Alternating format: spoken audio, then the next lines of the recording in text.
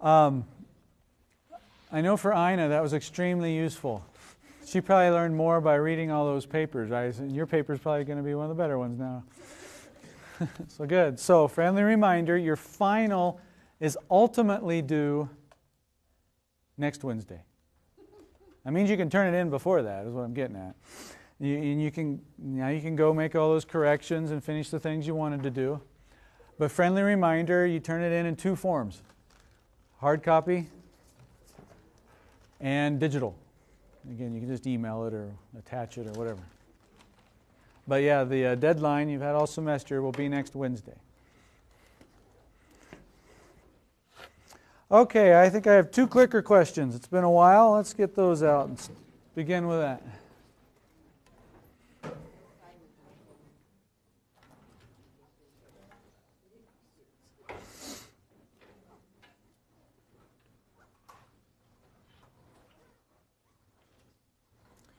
Yeah, that's the right one.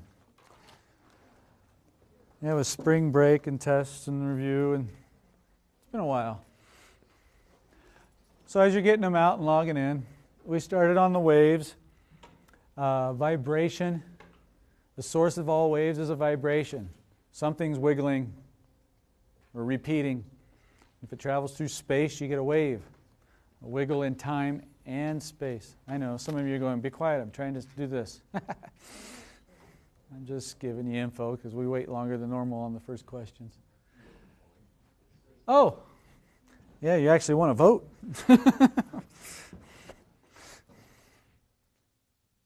There, now you can vote and see things. Sorry about that. So we introduced terminology: period, frequency, amplitude, wavelength, wave velocity, equilibrium position, amplitude. So this is one. Can you actually calculate the frequency? Can you remember what that is? If the frequency is 20 Hertz, how does that relate to the period?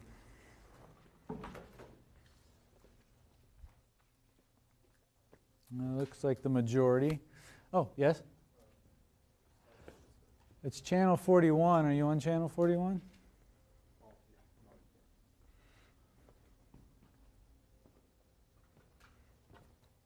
Ten? 9? Are you on channel 41, Patricia?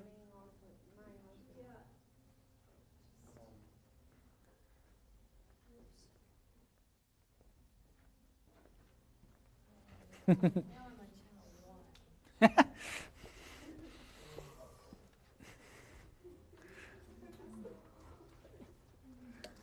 right, let's see here. Channel 41. Okay. Channel change says it's 41. Vote. So it's number 8. You should just be able to hit the letter you want. You in yet, Candelaria? He said that the browser is not supported. Your browser doesn't. It's crazy. Which browser are you using? The same thing is in there. I don't know what browser it is. You want me to put up my...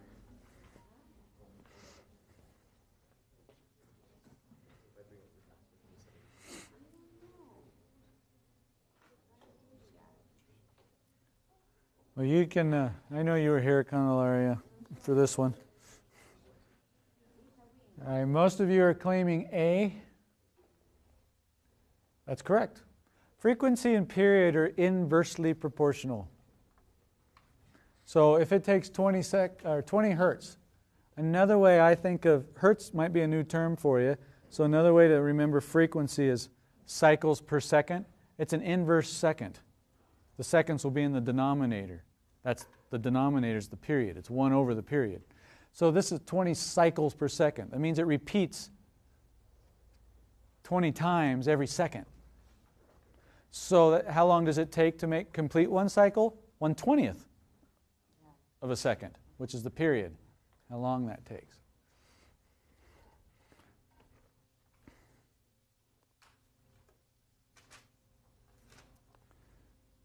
Let's do one more.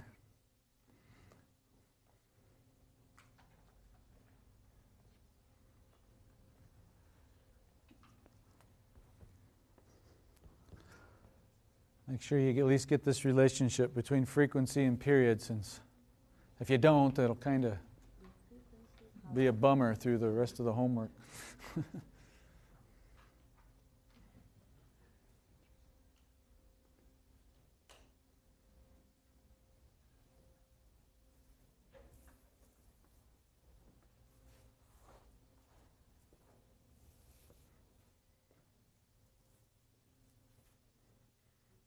Ten, 9, 8, 7, 6, 5, 4, 3, 2, 1. Meh. Most of you with A? That's correct. Again, if it's vibrating 50 times in 1 second, that's 50 hertz. That's the frequency. 50 times a second. So the period is 1/50th, the inverse of that. It takes 1/50th of a second to complete one of those vibrations. Questions, concerns? Okie doke. While I have my computer up,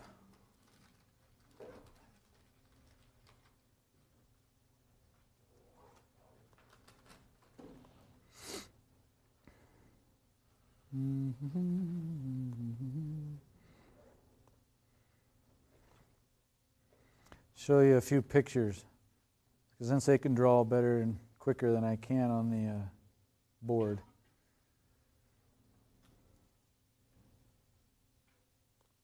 All right, here's one. Again, the difference between a transverse wave, the vibrations go vertically, it's the bottom one, but the wave seems to travel perpendicular to it, horizontally. And so you can see the crests where it pops up, and the troughs where they're down. You can see the wavelength. But you can represent the same thing with a longitudinal wave up here. You can see the compression right here, and where it spreads back apart here. And then it compresses again and spreads apart. And the distance between compressions or expansions is a wavelength. So yeah, longitudinal waves, such as pressure waves and sound waves, and transverse waves, like ripples in water or electromagnetic waves, light.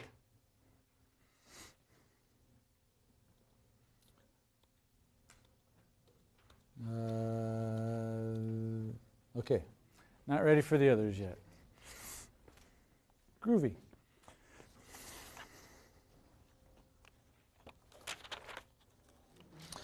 All right, now that we have defined waves and have terminology to discuss them and a couple different types, I want to start running them together.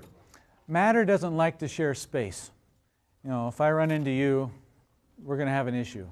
Besides the fact that you'll probably get mad and deck me. But we don't like to share the same space. Waves, on the other hand, can. They can even pass right through each other. But they do interact with each other. And there's two terms.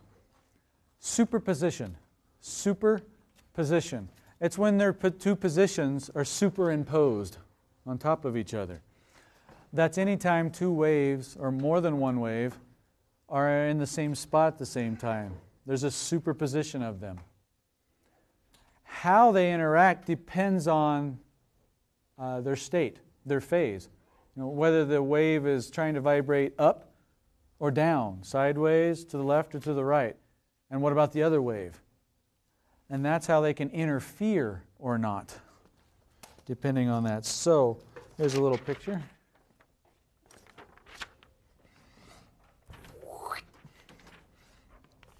If you have one wave coming like this, and you add it to another wave, let's do it down here, to another wave that looks exactly the same, we'd say they're in phase because the crests line up, the troughs line up. If they're in the same spot at the same time, both of these are trying to move up or represent something positive. So they'll combine, and they'll have the same wavelength and frequency, but they'll add to each other. And they'll look like this. That's called constructive. because it's usually more useful interference. And I like to think of those as in phase. So again, the fact that they're superimposed on each other, there's a superposition of two waves. Now how are they going to interfere? If they're in phase like this, then the crests will add up, the troughs will add up, you'll get a bigger amplitude. If this were sound, it would get louder. If it was light, it would be brighter. That's constructive interference.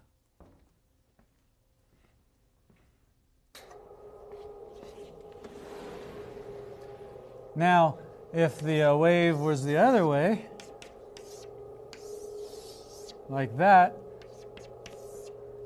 what do you think will happen?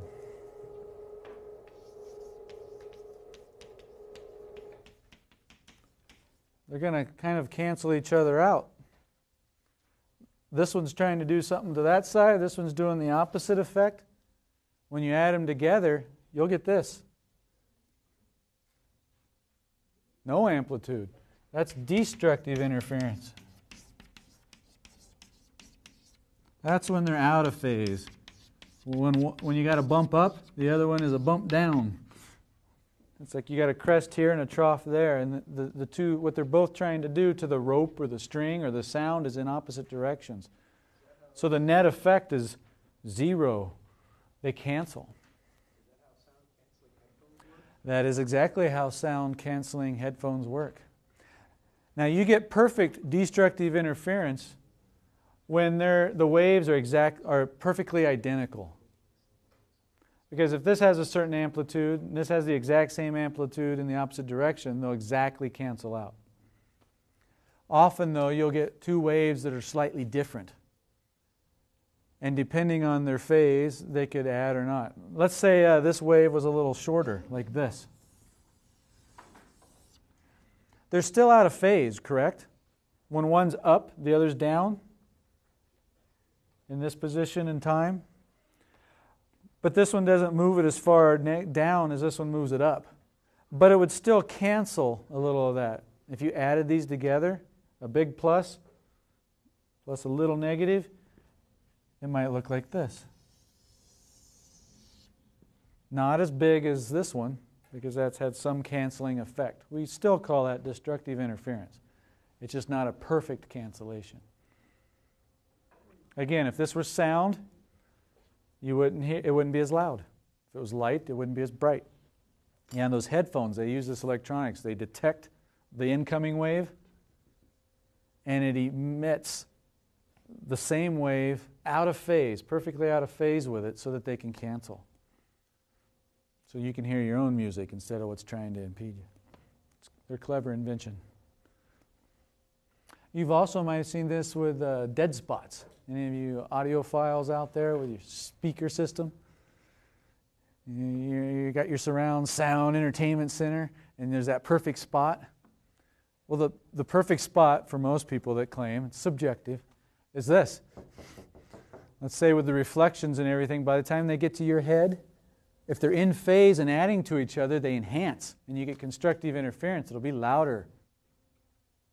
But sometimes, if you move, say, over here, you might hear destructive interference, and it gets quieter. But then say you move over here, now they're in phase again. Out of phase, in phase. That's the idea behind that. Show you a couple pictures of that. There. Here's two people. If you were sitting right here, you can see the compressions in the sound wave coming at you.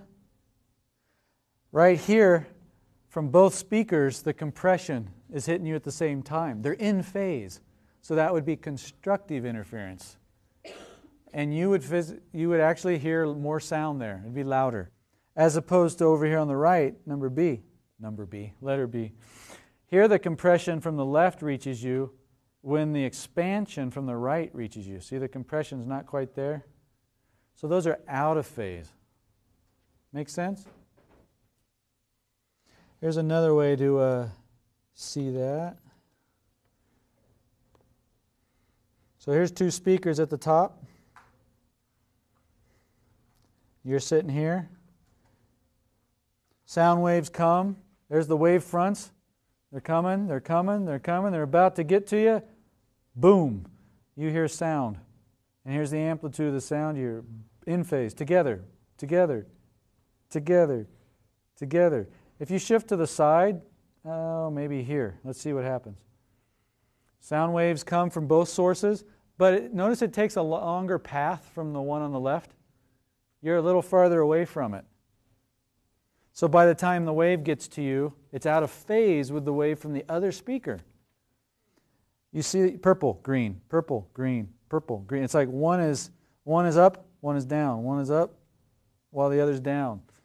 If you think of the, I probably said that confusingly. Each of these wave fronts, let's say they're both a compression. So compression, compression, compression, compression, compression, compression. But the purple's compression is on the purple line. It expands when it's in between the purple lines, when the green expansion or compression gets to you. Boy, are you confused yet? But you can see the two lines, they don't get to you at the same time. They're out of phase. You would have a dead spot there. It wouldn't sound as loud. Here's a little graph that the author made, interactive. You can see these are in phase.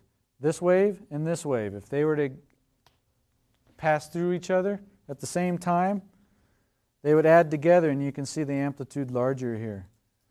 Let's make them both. If I make one, that's not what I meant to do. Amplitude over here. Let's make one bigger.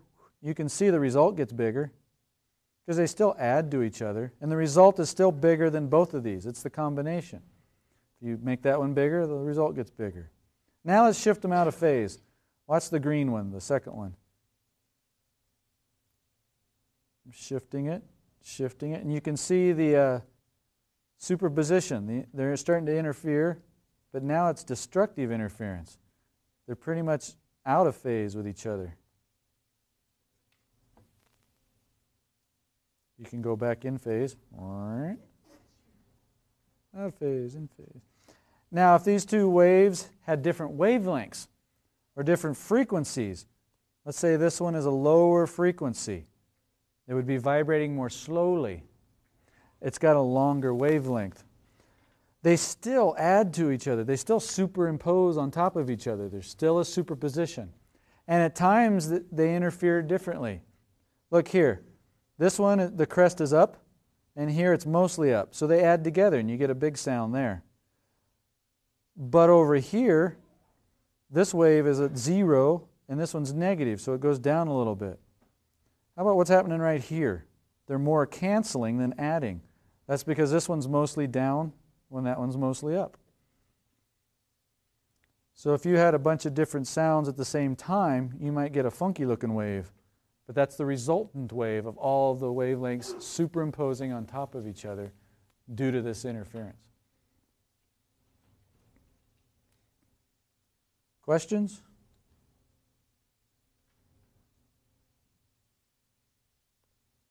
I found this one. It's hard for me, a lot harder for me to visualize longitudinal waves compared to transverse waves. So that gives you an idea. You can see the wave seems to go from left to right. But just watch an individual particle. It just goes back and forth, back and forth. Again, the matter isn't transmitted, but the energy is.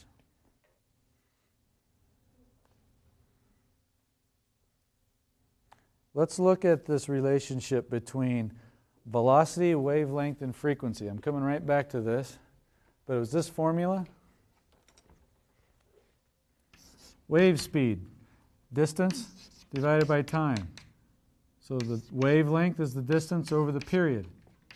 The inverse of the period's frequency. So this relationship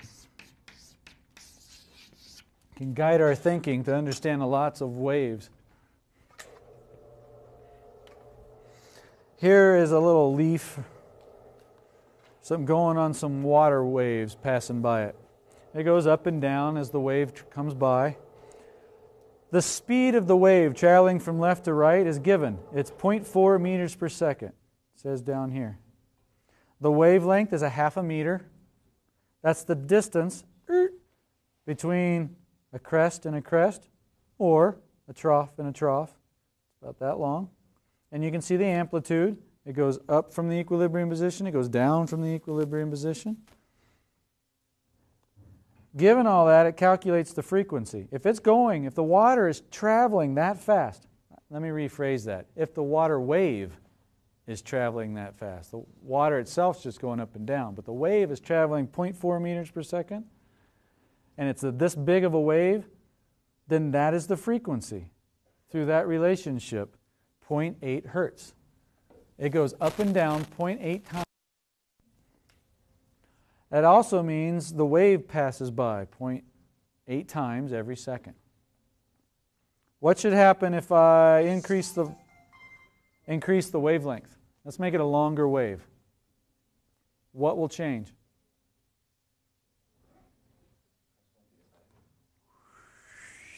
We'll make it an extreme here. Well, we'll just do it. We kept the wave speed the same. So the wave's still traveling at the same speed across the surface.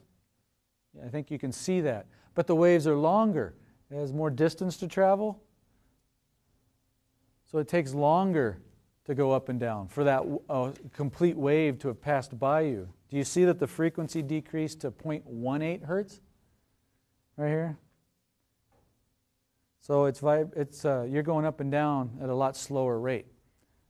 The period is increased. It takes longer for that to happen. Again, let's shorten the wavelength. Now you go up and down faster. But notice the wave is still the same speed. Let's change the wave speed. If we make it faster, what will happen to the frequency? I'm going to increase the wave speed. What will happen to the frequency? All right. Yeah, it's passing by the leaf more quickly, so the frequency goes up. What is it now? 0.9 hertz? Let's go even faster. Over a hertz. That's because the wave is traveling faster, so it's getting to you more quickly. Yes?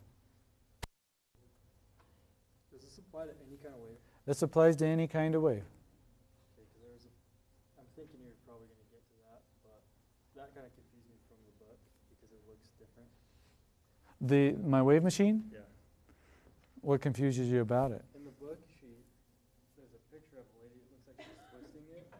So it appears as though the waves are kind of running in a helical. Yes, there is another type of wave we haven't discussed. That's true. You can have circular waves. And technically water waves are like that. If you go below the surface, the water is actually going around in little circles.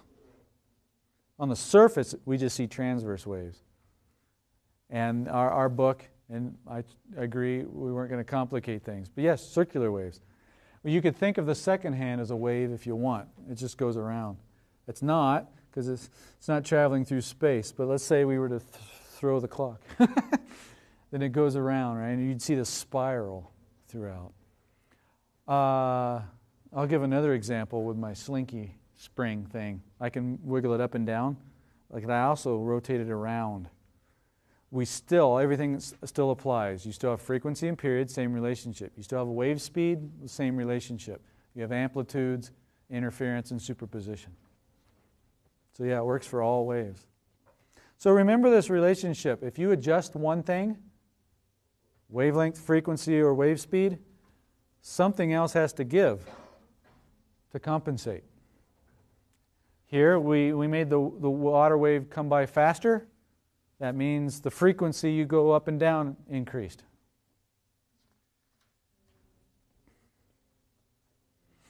Okay.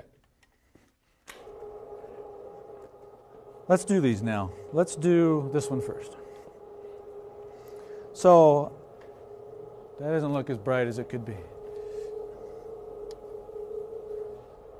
There we go. So, I'm just going to send in a pulse, and you can see it travel at a certain wave velocity. If I keep driving it,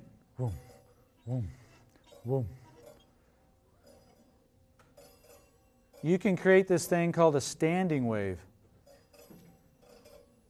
Because I keep sending the pulses and they keep reflecting back. So there's a wave traveling to your right and there's a wave traveling to your left, and they superimpose when they have a superposition. Well, if they're both in phase as they come together, they add up. If they're out of phase, they effectively cancel. You pick a certain frequency and you just kind of do it, you can get a mess. But there are certain frequencies that if I maintain it, I had it earlier. There we go, getting there. Now the one that's going, the incident wave and the reflected wave are in phase, and they add up. They're constructively interfering. And for this given frequency, there's a certain wavelength, right? You can see it, the distance between the bumps. And we call this resonance. Resonance, another important term. I'm doing the driving frequency. I'm forcing it to vibrate at this frequency. I'm driving it at that frequency. This naturally wants to vibrate at its own frequency based on what it's made out of, size, and shape. If the two match, resonance occurs. If I drive it at its own natural frequency, you'll get resonance. They'll superimpose and they'll interfere constructively to make this look like a standing wave. Because now it doesn't look like the wave's going left and right, does it? It just looks like it's staying put, going up and down. But it's because two waves are interfering. Are you with me? We can do that with this too. Will you help me then?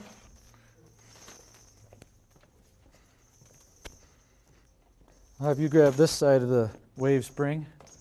I'll take this one. And we'll have you start. Just the source of all waves is a vibration, so vibrate away. You may. There you go. He's a natural. Driving it, and we got constructive interference here. One big bump. So it's like it's a bump on its way to me, and then it reflects and goes back to him. And they're in phase. It just looks like a standing wave now. All right. Increase your frequency. Vibrate it faster. Okay, that's good. See, that's what most people... This is the same size wave, wasn't it? So that was the same frequency. What he increased was the amplitude. He drove it more vigorously. See how it's a bigger bump? That's increasing the amplitude. So don't just shake it harder, shake it faster. Or circle. Yeah, go around. There you go. Now we've increased the frequency. How does this frequency relate to the first one? Bet you can guess. It's twice as fast. How do you know? There's two bumps. What's the wavelength? What distance? It's half the wavelength it was before. Right now the wavelength is exactly the distance between him and myself. See, you got one up and one down. One complete wave is the distance between us. Can you see that? But can you see that it's vibrating faster too? Shorter wavelengths are greater frequencies. You getting tired yet? All right, go back to the one bump, if you can. I want to ask, what's the wavelength of this wave? Well, we just said this is half the frequency, so the wavelength's got to change too. And if the wavelength on the two bumps was between him and me, what's the wavelength of this wave? Can't be the same distance. It's twice the distance. Notice you only see half of the wave between us at a time, don't you? One bump. A complete wave would be a crest and a trough, up and down. So yeah, the wavelength of this wave would be twice our distance. All right, rest a moment, but don't go away. In this case, the wave travels at a certain speed through the slinky, the spring. We're not changing, in this case, the wave speed. It travels through the spring the same amount because we're not changing the spring. And so when we increase the frequency, we decrease the wavelength. You had two bumps. It was half the length because it went twice as fast. And vice versa with one bump. So we were still keeping that relationship. You think we can get 3 bumps? Go for it.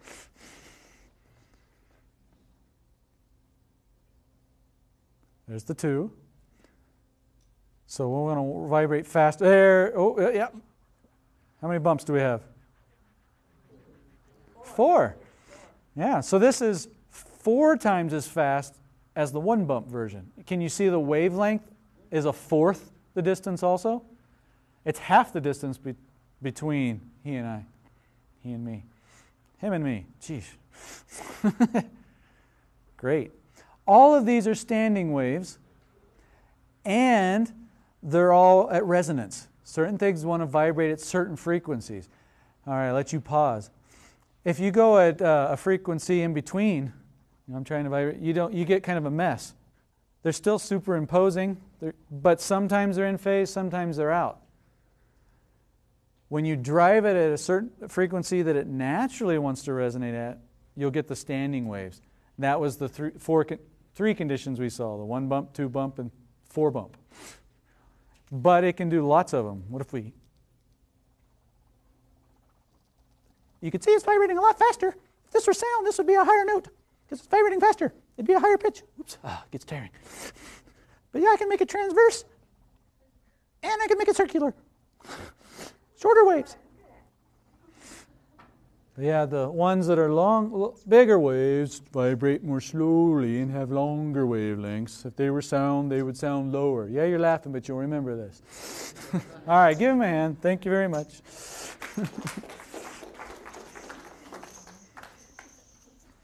So that's the basis of all instruments. The source of all waves is a vibration. Something vibrates. A string, a drum, you hit it, your lips, and you blow through a horn, a reed, or maybe you can blow in the hole. The difference in pressure. Bernoulli's principle, you blow through a hole or a little opening, you get a difference in pressure, that drives the air. That's your source of vibration. And then these standing waves set up on the string, on the body of the guitar. The actual wood will start vibrating. It can be 2-dimensional. I'll show you that later. In the tube, the air can be vibrating. And sound travels at different speeds through different materials, which we'll discuss more as we go forward. There's a wave speed, and that kind of determines the wavelength and frequency. If it's going through a guitar string, the material determines how fast it's going to travel. If your string is this long, that determines where it wants to resonate. It fixes the wavelength. And so you'll get a certain frequency. I bet most of you know if you take a guitar and you make the string shorter by holding it down here, you get a higher note. So you've decreased the wavelength. Shorter wave vibrates faster, and you get a higher pitch. No,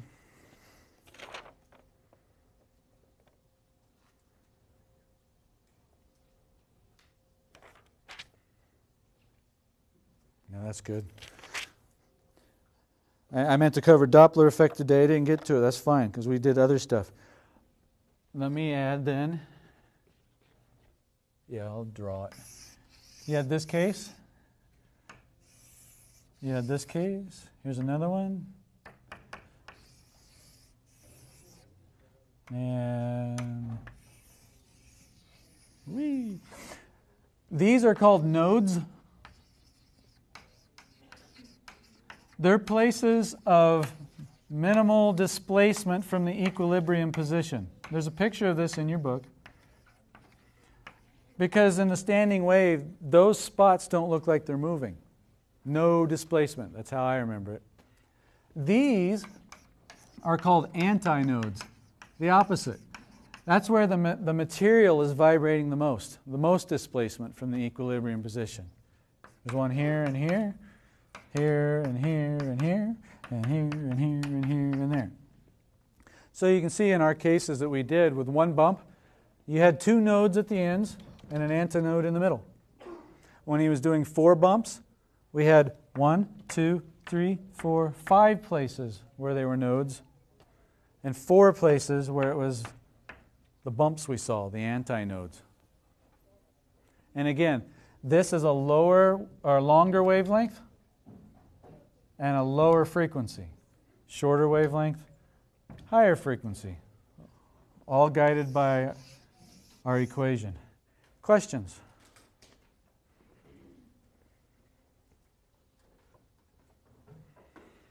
All right. Well, next time then we'll probably start with combining the waves, the superposition, so that you can hear the Doppler effect.